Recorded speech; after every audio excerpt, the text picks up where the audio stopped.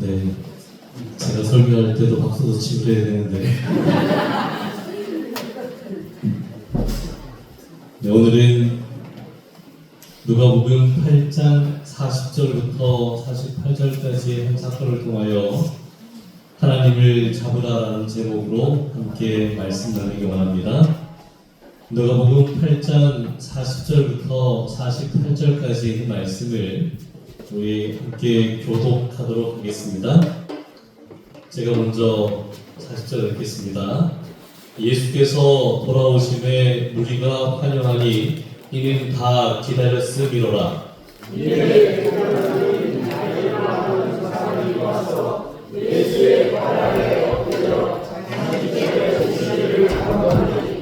이는 자기에게 12살 된 외딱이 있어 죽어가미로라. 예수께서 가실 때에 무리가 밀려 들더라.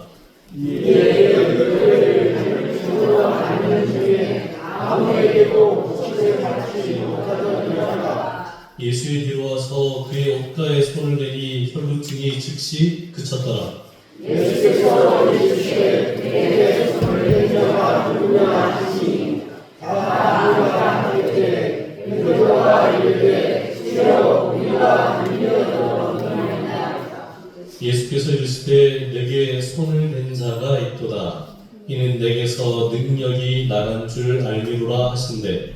여자가 스스로 죽이지 못할 자라고 설명하다와 그리고 그 죽게 기도와 온 아버지를 모든 사람에게서 말하니. 예수께서 이르시되 따라 내 믿음이 너를 구원하였으니 평안히 가라 하시더라. 아멘. 오늘 본문의 말씀은 예수께서 야이로의 딸을 치료하기 위하여 그의 집으로 가시던 중에 한 여인을 만나 그의 불치병을 치료하는 이야기입니다. 다 잘 아시는 내용이죠. 이 여인이 들었던 예수님의 말씀을 오늘 우리도 들을 수 있다면 얼마나 좋겠습니까? 내 믿음이 너를 구원하였으니 평안히 가라. 예수님께서 이 말씀을 우리 모두에게도 해주시기를 간절히 바랍니다. 예수께서 지난 12년 동안 질병 때문에 괴로워하던 한 여인을 군중 가운데 만나셨고 이 여인을 치료하셨는데 이 여인이 어떤 여인이었습니까? 자신의 질병을 하여 삶의 모든 소망이 사라진 여인이었습니다. 아마 그 병을 치료하기 위하여 많은 재정을 썼을 수도 있고 또 그 병에 집중하느라 그에게 있던 여러 인간적 관계들이 끊어진 그런 여인일 수도 있습니다. 그래서 어떤 면에서는 그 여인에게 육신의 질병보다 그 마음이 무너짐으로 그가 받고 있는 고통이 더 컸을 수도 있는 한 여인에 대한 이야기죠. 많은 사람들이 육신의 질병 때문에 고통당하지만 그것보다 더 큰 질병, 더 큰 고통은 마음의 질병, 마음의 고통으로 인한 어려움이 더 크다고 할 수 있습니다. 그래서 잠언 기자는 사람의 심령은 그 병을 능히 이길니와 심령이 상하면 그것을 누가 일으키겠느냐라고 그렇게 표현했거든요. 그러니까 마음이 희망에 가득 차고 소망이 있고 앞으로 이 질병과 투쟁하여 이길 수 있다고 생각을 하는 그들에게는 회복의 가능성도 좀 더 많은데 마음마저 무너져 버리면 그 육신도 함께 연약해진다는 것을 성경이 이야기하고 있습니다. 아마 이 여인의 상태가 그랬을 겁니다. 자신이 가지고 있던 모든 것을 다 써서라도 질병을 고치고 싶었는데 지금 그녀의 상태는 질병도 고치지 못하고 재산도 다 허비하고 이제는 그의 심령마저 상하여 더 이상 삶에 대한 소망이 없는 그런 여인이었습니다. 성경이 말한 대로 이 여인은 마음이 상한 여인이었죠. 그런데 그가 들었던 소식은 예수 그리스도에 대한 소식이었습니다. 예수께서 질병에 걸린 이를 고치시고 소경의 눈을 뜨게 하시고 앉은 자를 일으키신다는 그런 소문을 듣게 되자 다시 이 여인의 소망이 살아나게 되었고 자신도 나을 수 있다고 하는 그런 확신을 가지게 됩니다. 이제 그녀에게 필요한 것은 뭡니까? 예수 그리스도를 만나는 거였습니다. 예수 앞에 갈 수만 있다면 그는 나을 것이라고 생각했습니다. 그리고 그때부터 이 여인은 예수님의 열성 있는 펜처럼 예수가 계신 곳마다 가는 곳마다 쫓아다니게 됐죠. 그녀는 아마 예수님께서 자주 설교하시던 갈릴리 해변으로도 갔을 수 있습니다. 그럼에도 불구하고 그 수많은 군중들 사이를 뚫고 갈 수 없어서 그는 예수를 만나지 못합니다.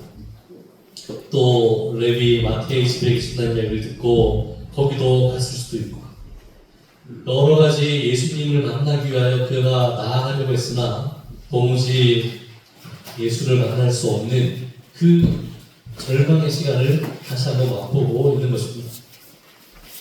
마치 될 것 같은데 안 되고 곧 만날 수 있을 것 같은데 만날 수 없는 이 여인이 절망 가운데 빠지게 되었을 그 즈음에 다시 한번 예수께서 야이로의 집으로 이동하신다는 소식을 듣고 예수를 만나기 위해서 나갑니다.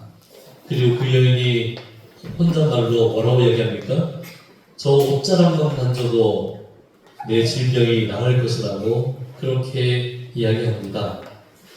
시대소망 344쪽엔 이렇게 표현했는데 그 한 번의 만짐에 그 여자의 일생의 믿음이 집중되었고 그 즉시로 그 여자의 고통과 세약함은 완전한 건강의 활력으로 바뀌었던 것이다. 이렇게 하겠습니다.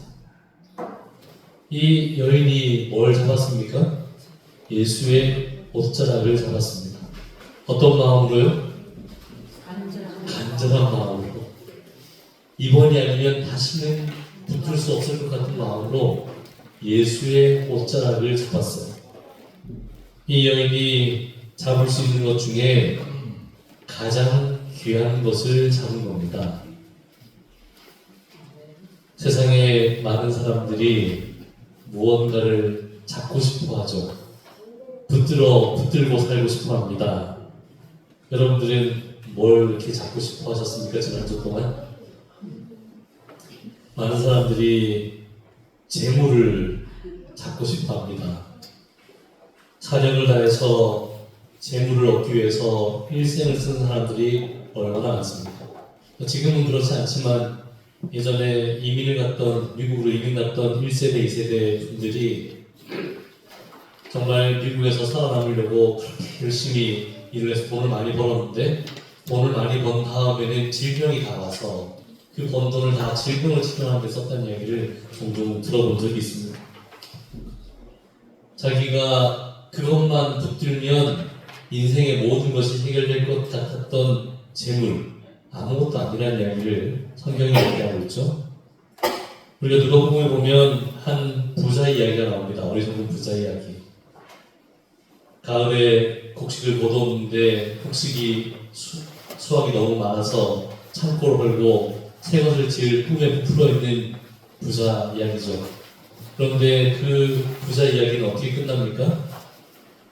하나님이 이르시되 어리석은 자여 오늘 밤에 내 영혼을 도로 찾으리니 그러면 내 준비한 것이 누구의 것이 되겠느냐 이렇게 하셨습니다. 그러니까 재물을 잡으려고 그렇게 애쓰던 삶인데 생명을 잃어버리고 나면 아무것도 아니라는 거죠. 그게 평생을 다 바쳐서 붙들려고 했던 것이 사실 아무것도 아니라는 것을 이야기하고 있습니다. 또 이제 곧 6월이 있으면 선거가 있잖아요. 요새 현수막도 붙기 시작했는데 요새 보면 이제 정치인들을 길거리에서 만날 수 있지 않습니까? 평소에 어디 있는지 볼지도 못하겠는데 그렇게 시장에서 사람들을 악수 한번 하려고 선거 아마 끝나면 다 잊어버릴 겁니다. 그 사람들 뭔가 당선되려고 명예를 잡으려고 얻으려고 그렇게 노력하고 있어요. 그거 붙들기 위해서 인생이 거의 걸린 것처럼 목소리를 높이고 돈을 쓰고 이렇게 하고 있습니다. 우리가 그런 걸 잡으려고 쓰기에는 시간이 너무 아깝잖아요. 그런데 예수님 당시에 바리새인들이 그런 것을 만족스럽게 여겼습니다. 그래서 그 당시에 바리새인들은 사람들이 칭찬하고 사람들이 존경하고 하는 걸 들을 때 마음이 뿌듯했어요. 그래서 예수님이 이렇게 말씀하셨는데 그들의 모든 행위를 사람에게 보이고자 하나니 곧 그 경문띠를 넓게 하며 옷수를 길게 하고 잔치의 윗자리와 회당의 높은 자리와 시장에서 문안받는 것과 사람에게 랍비라 칭함받는 것을 좋아한다. 그렇게 예수님이 책망하셨습니다. 바리새인들이 길을 가다가 시간이 되면 얼마나 큰 소리로 기도했는지 모릅니다. 사람들 다 들으라고. 내가 이렇게 믿음 있는 사람이야. 난 이렇게 열심히 신앙생활해. 그리고 옛날에는 헌금이 지폐가 아니고 다 동전이었지 않습니까? 그러니까 이 동전을 성전에서 헌금할 때 들리는 소리가 어떤 사람은 과부의 두레돈처럼 딸그락하고 끝나는가 하면 이 사람들은 소리가 오래 났어요. 쭉 이렇게. 그래서 저 사람 얼마나 돈을 많이 내는가. 지금은 다 지폐로 보니까 소리가 안 나서 너무 아쉬우시죠? 옛날에 다 티가 났어요. 돈을 많이 내는 사람은 저 사람 오늘 얼마쯤 내나 보다. 그런데 그거 사람들 앞에 보이면서 존경받는 거, 칭찬받는 거 이런 거를 붙들고 사는 사람들이 있었습니다. 사도 바울도 예전에는 그런 사람이었는지 모릅니다. 사도 바울도 옛날에 사람들이 인정받고 존경받고 누가 자기를 칭찬하면 그 명예를 주게 생각하고 그래서 바울이 빌립보서 3장에서 이렇게 고백했지 않습니까? 나는 8일 만에 할례를 받고 이스라엘 민족이요 베냐민 지파요 히브리인 중에 히브리인이요 율법으로는 바리새인이요 열심으로는 교회를 박해하고 율법에 의로는 흠이 없는 자다. 이렇게 해야겠습니다. 그러니까 옛날에 이게 잘한 거였거든요. 난 날 때부터 유대인으로 아주 훌륭한 정통 유대인, 바리새인, 교회를 향해 열심히 나는 아주 지나쳐서 살인도 서슴지 않았던 그런 사람이었습니다. 그런데 그가 잡으려고 했던 것이 다 하나님을 알고 났더니 아무것도 아니라는 것을 우리가 깨닫게 되지 않습니까? 전도자가 이렇게 이야기했거든요. 그 후에 내가 생각해 본즉 내 손으로 한 모든 일과 내가 수고한 모든 것이 다 헛되어 바람을 잡는 것이며 해 아래서 무익한 것이다. 이렇게 얘기했습니다. 전도자가 누굽니까?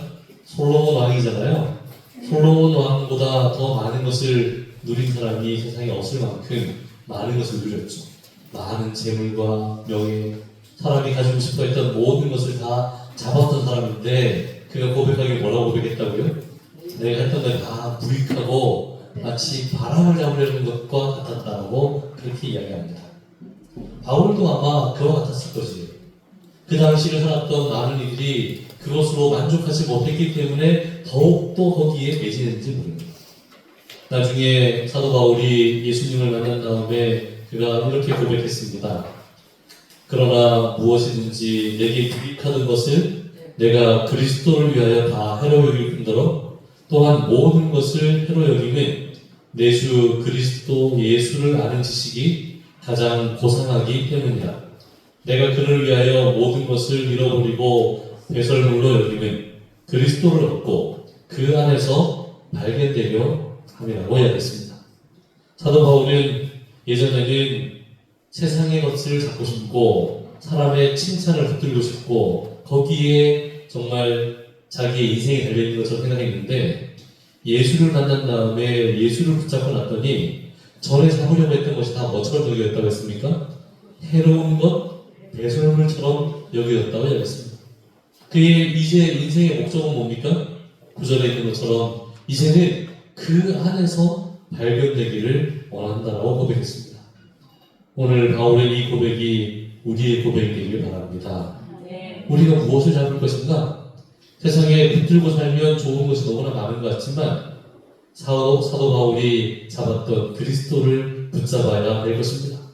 그는 이어서 고백하기를 내가 이미 얻었다 함도 아니요 온전히 이루었다 함도 아니라 오직 내가 그리스도 예수께 잡힌 바 된 그것을 잡으려고 달려가노라.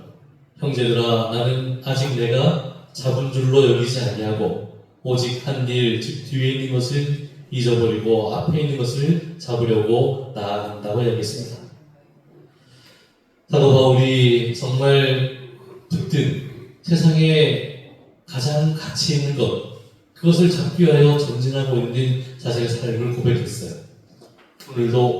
오늘 우리 모두도 무엇이 가장 귀한 것인가를 바르게 알고 그것을 잡는 그런 종들이 되길 바랍니다. 제가 빌립보서 3장 10절부터 14절까지를 공동번역으로 다시 한번 읽어드릴 테니까 한번 들어보시기 바랍니다. 내가 바라는 것은 그리스도를 알고 그리스도의 부활의 능력을 깨닫고 그리스도와 고난을 같이 누리고 그리스도와 같이 죽는 것입니다. 그러다가 마침내 죽은 자들 가운데서 다시 살아나기를 바랍니다. 나는 이 희망을 이미 이루었다는 것이 아니고 또 이미 완전한 사람이 되었다는 것도 아닙니다. 다만 나는 그것을 붙들려고 다름질 칠 뿐입니다. 그리스도께서 나를 붙드신 목적이 바로 이것입니다.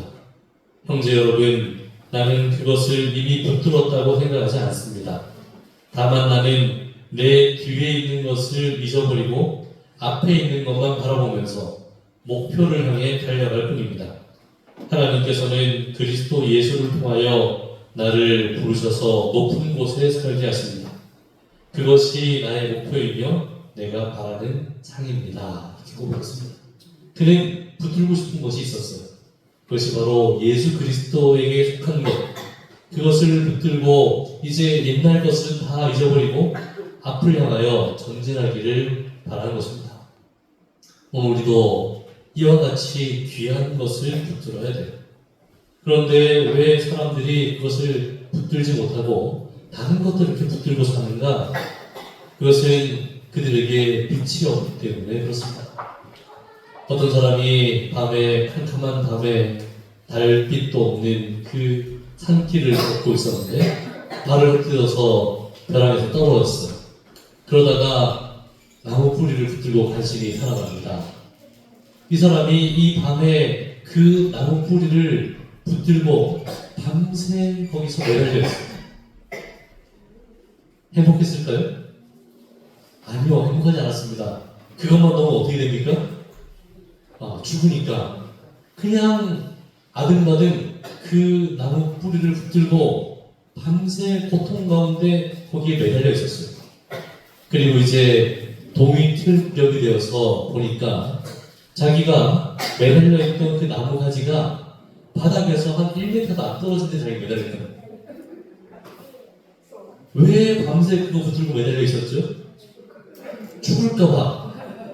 좀 더 정확하게 말하면 빛이 없어서 자기가 이거 놓으면 죽는 줄 알고 매달려 있었는데 알고 봤더니 바로 빛이 길이야.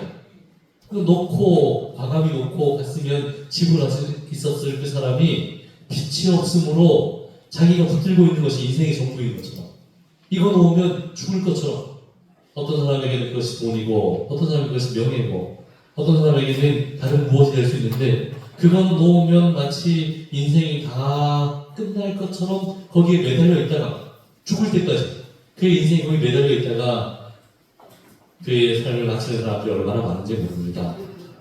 그런데 오늘 우리의 삶에 빛이 비춤으로 우리가 붙들고 있는 것보다 더 귀한 것이 있다는 것을 우리는 깨닫게 된 것이죠. 예수님께서 이 땅에 계실 때에 많은 사람들이 예수님께 나왔습니다. 다 잘 아시죠?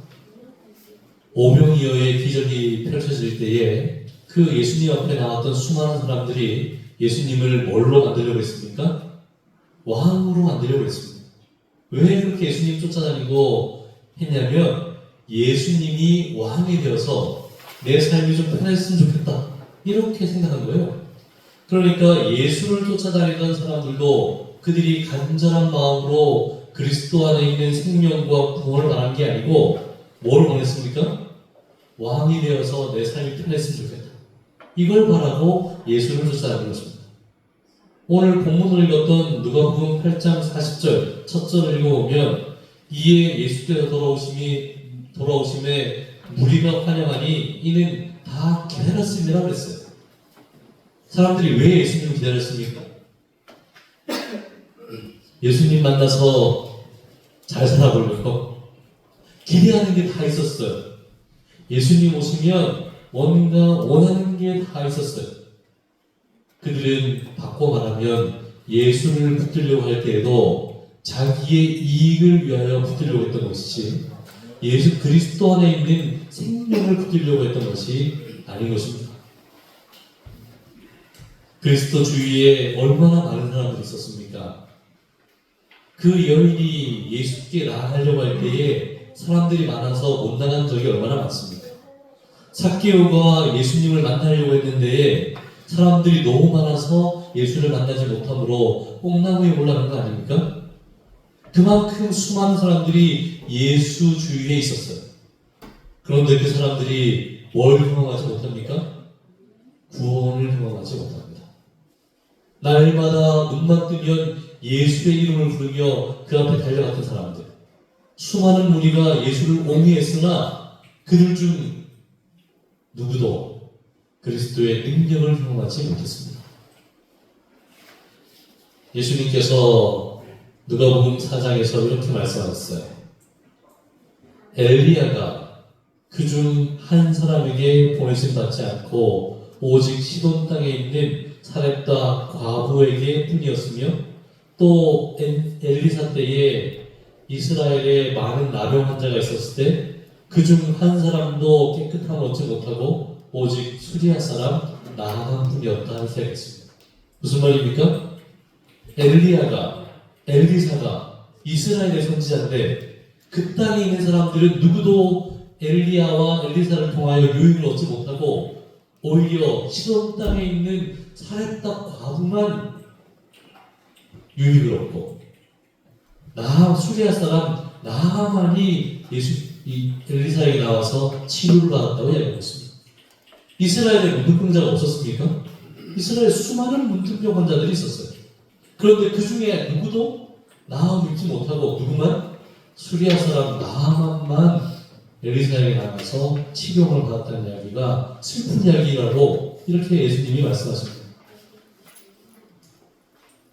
이스라엘의 그 수많은 사람들이 예수님 주위를 모여들어서 오병이어의 기적의 떡을 먹고 예수님의 기적을 보고 놀라운 일을 경험하며 그 옆에 몰려서 있지만 그들 중에 대다수는 예수 그리스도로부터 생명을 경험하지 못한 채 군중에 불과했고 그 앞에 믿음으로 나아가 그의 옷자락을 만진 그 여인만이 생명을 경험하게 된 것입니다.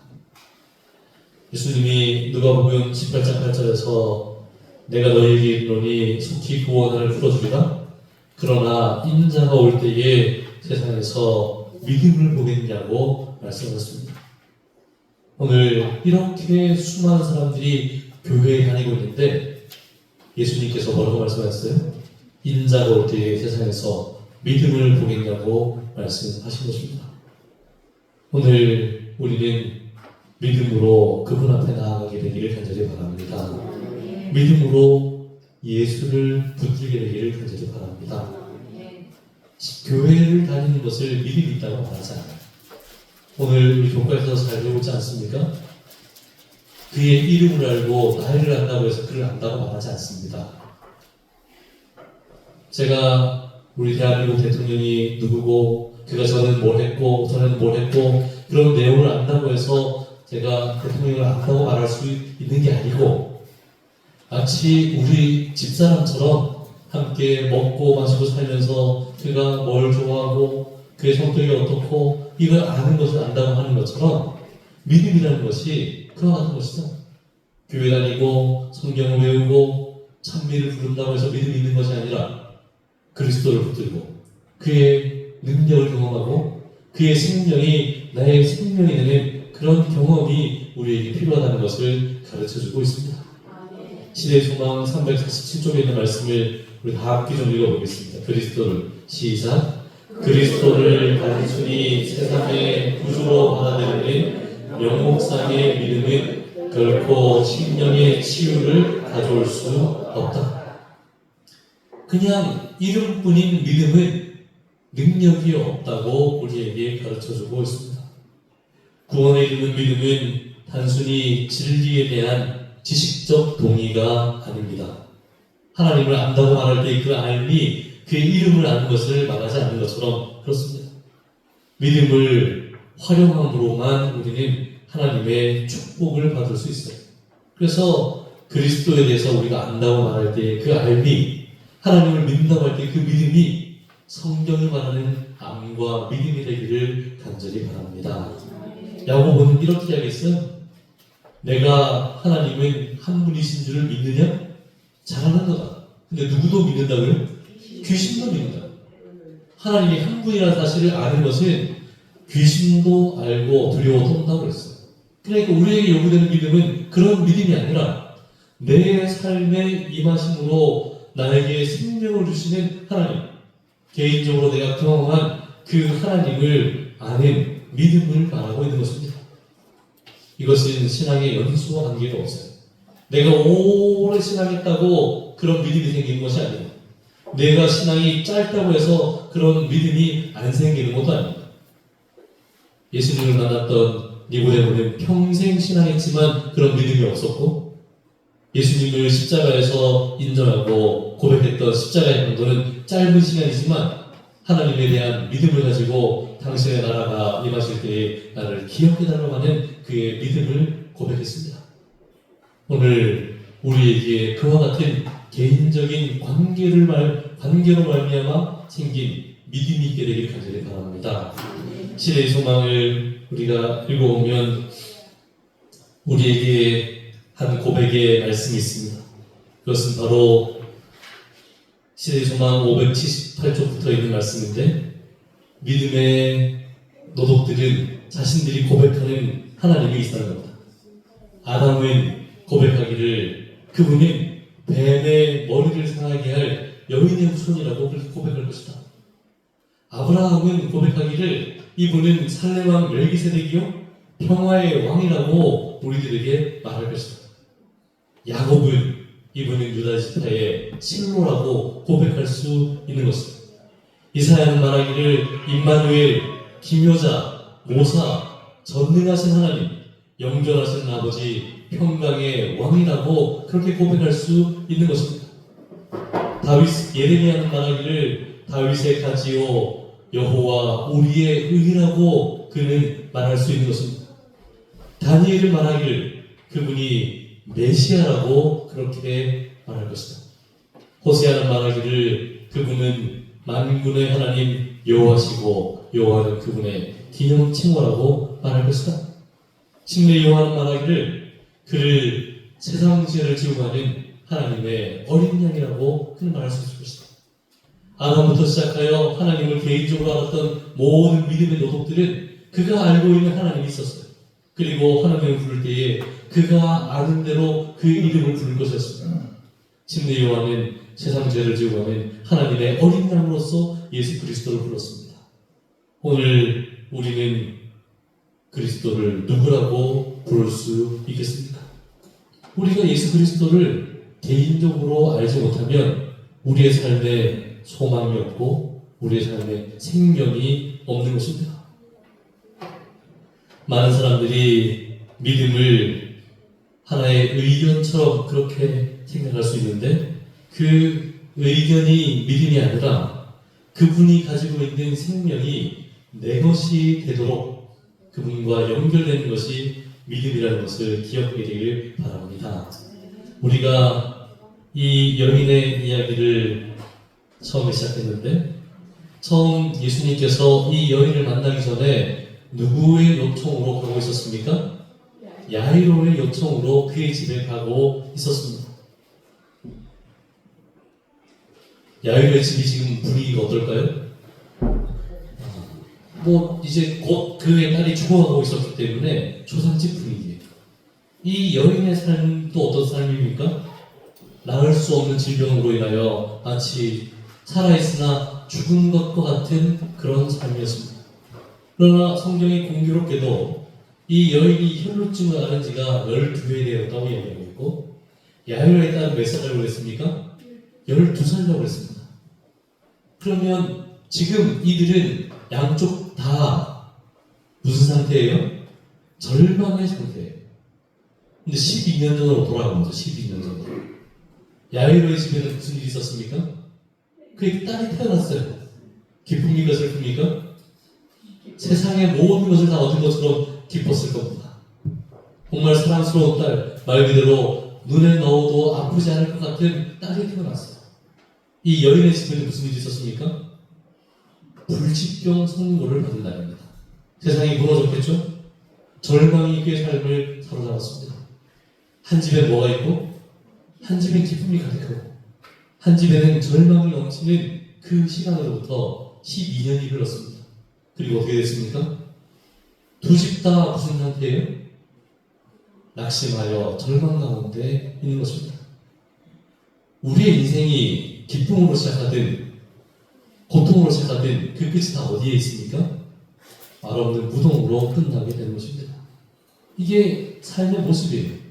그 과정에 때로는 기쁜 일도 있고 즐거운 일도 있고 재미난 일도 있고 여러 가지 일들이 있을 수 있겠지만 그 끝이 뭐라고요? 죽음으로 끝나게 되는 것입니다. 그런데 이들이 누구를 만났습니까? 예수 그리스도를 만난 것입니다. 그의 삶이 기쁨으로 시작했을지라도 마지막에는 죽음을 앞두고 있고 고통 가운데 그 인생의 모두 다 보냈다고 해도 마지막에 웃는 것이 아니라 그 마지막 역시 고통이었으나 죽음이었으나 이들이 인생의 그리스도를 만남으로 삶이 새롭게 변화되는 것입니다. 우리의 삶도 그리스도가 없으면 지금 잠깐 웃는 것이 영원한 웃음이 되지 않습니다. 지금 내 마음을 만족해야 하는 무엇인가를 붙들고 있다고 했어요. 어떤 이들은 건강하기 때문에, 어떤 이들은 돈이 많기 때문에, 어떤 이들은 누구보다 많이 배웠기 때문에 그것을 위해서 기뻐할지 모르지만 그 끝은 무엇이라고 성경이 이야기합니까? 그 끝은 마지막에 죽음으로 끝날 것을 이야기합니다. 그러므로 오늘 우리에게 필요한 것은 누굽니까? 예수 그리스도가 필요합니다. 우리가 그냥 명목상 신앙을 가진 교인이 아니라 그분 안에 생명이 있음을 믿는 그 믿음이 우리 모두의 것이 되기를 간절히 바랍니다. 내 믿음이 너를 구원하였으니 평안히 가라고 하는 이 예수 그리스도의 말씀이 오늘 우리 모두에게도 들려지게 되기를 간절히 바랍니다. 예수님께서 그 여인의 육신의 질병을 고치는 것으로 끝내지 않으시고 그 여인을 세웠어요. 그리고 불러내셨습니다. 그리고 그의 신앙에 간증을 하도록 그에게 기회를 주셨습니다. 그리고 사람들 앞에서 그 여인이 자기가 나았음을 고백하지 않습니까? 그때 그 여인은 그의 육신의 질병만 치유받은 것이 아니라 그의 마음이 함께 회복되었어요. 그리고 그리스도 안에서 용서함 받았다는 것을 인하여 기뻐하게 된 것입니다. 이러고 보면 그 여인이 예수의 옷자락을 붙들어 나와버리는 것 같지만 알고 보면 예수께서 그 여인을 붙들어 치료하셨다는 것을 알 수가 있습니다. 오늘 예수를 붙들기를 원하시는 주의 사랑하는 종들이시여, 예수님께서 우리를 붙들어 주실 것입니다. 우리가 그분을 붙들었기 때문에 구원을 받는 게 아니고 그분이 우리를 붙들었기 때문에 구원을 받는 것입니다. 사도행전 553쪽에 있는 말씀, 제가 정말 좋아하는 말씀인데, 생명이나 사망이나 높음이나 기쁨이나 기쁨도 우리를 그리스도 예수 안에 있는 하나님의 사랑에서 끊을 수 없는 것은 우리가 그분을 매우 단단히 붙잡았기 때문이 아니라 당신께서 우리를 매우 단단히 붙잡았기 때문입니다. 우리가 아들받은 그분을 붙잡았기 때문에 우리가 구원을 받는 것이 아니라 그분께서 오늘 우리를 붙잡았기 때문에 우리에게 구원이 있다는 사실을 인하여 감사하기를 간절히 바랍니다. 롯과 그의 가족이 소돔에서 멸망에 이르려고 할 때에 주저하고 있었어요. 그때 그의 생명을 이끌기 위하여 그 천사들이 롯의 손과 그 아내의 손과 두 딸의 손을 붙잡아 이끌어내기 때문에 그들이 살아나게 된 것입니다. 오늘 우리의 손을 붙드시는 분이 하나님이심을 기억하시기 바랍니다.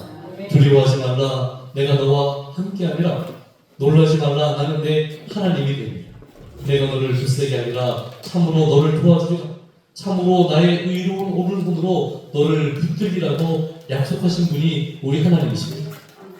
우리가 오늘도 어떻게 하면 그분을 붙들까? 어떻게 하면 그분 앞에 나아가서 힘을 얻고 용기를 얻고 생명을 얻을까 고민하기 때문에 구원을 얻는 것이 아니라 그분이 찾아오심으로 그가 그의 오른손을 내밀어 나를 붙들어 주심으로 오늘 우리가 생명을 얻는다는 것을 잊지 말아야 될 것입니다. 이는 나의 여호와 너희 하나님이 내 오른손을 붙들고 내게 이르기를 두려워하지 말라, 내가 너를 도우리라 할 것입니다. 하나님의 손이 오늘 우리를 붙들었으므로 우리가 구원을 얻고 평안한 가운데 우리의 삶을 살게 되길 간절히 바랍니다. 그 믿음으로 그분 앞에 나아갈 때에 예수 그리스도께서 약속하신 그 모든 것이 우리의 삶에 이루어질 줄로 확신하기를 간절히 바라면서 말씀을 드리겠습니다. 우리 다 함께 일어나셔서 420장을 정리하겠습니다.